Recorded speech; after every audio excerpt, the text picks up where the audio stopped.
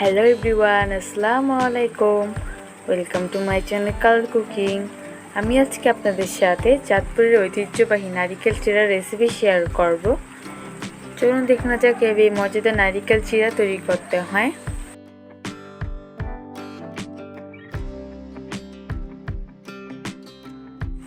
এখানে আমি একটি নারকেল 12 ঘন্টার জন্য ডিপ ফ্রিজে রেখে দিব।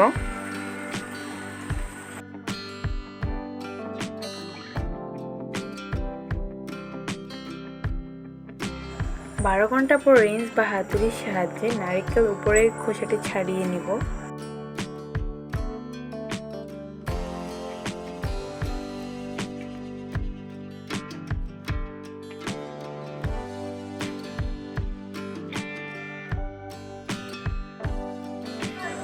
এখানে আমি নারকেলটি স্লাইস করে ছোট ছোট টুকরো করে কেটে নিব।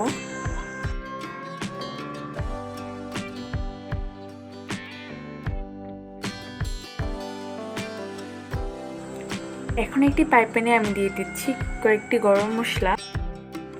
এখানে আমি নারকেলগুলো দিয়ে দিচ্ছি। এখানে আমার 2 কাপ থেকে কিছুটা কম নারকেল হয়েছে। এখন দিয়ে দিচ্ছি 1 কাপ চিনি। চুলা এখন মিডিয়াম লো আঁচে রেখে চিড়াগুলো অনবরত নেড়ে চেড়ে নিব। আগেরকার দিনে নানি দাদিরা এই চিড়া বানিয়ে কাছের বয়মে রেখে দিত। হঠাৎ কোনো মেহমান আসলে হাতের বানানো বিভিন্ন পিঠার সাথে এই চিড়া দিয়েও আপ্যায়ন করত। এখানে আরেকটি ছোট টিপস দিয়ে দিচ্ছি। অনেক সময় দারচিনি থেকে কিন্তু রং ছাড়ে। ঠিক দেখতে পাচ্ছেন আমার নারকেলগুলোতেও কিন্তু লালচে কালার চলে এসেছে। এটা কিন্তু হয়েছে দারচিনির রংটার জন্য।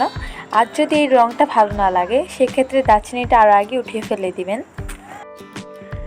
আমার নারকেলগুলো কিন্তু মচমচে ও ঝরঝরে হয়ে গিয়েছে। এখন রুম টেম্পারেচারে রেখে নারকেলগুলো ঠান্ডা করে নেব।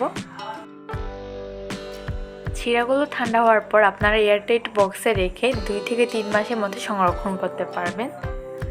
তো আজকে আমার এই রেসিপিটি আপনাদের কাছে কেমন লেগেছে তা কিন্তু অবশ্যই কমেন্ট করে জানাবেন এবং ভালো লেগে থাকলে আমার চ্যানেলটি সাবস্ক্রাইব করবেন। যারা সাবস্ক্রাইব করেছেন তাদেরকে অসংখ্য ধন্যবাদ। আল্লাহ হাফেজ।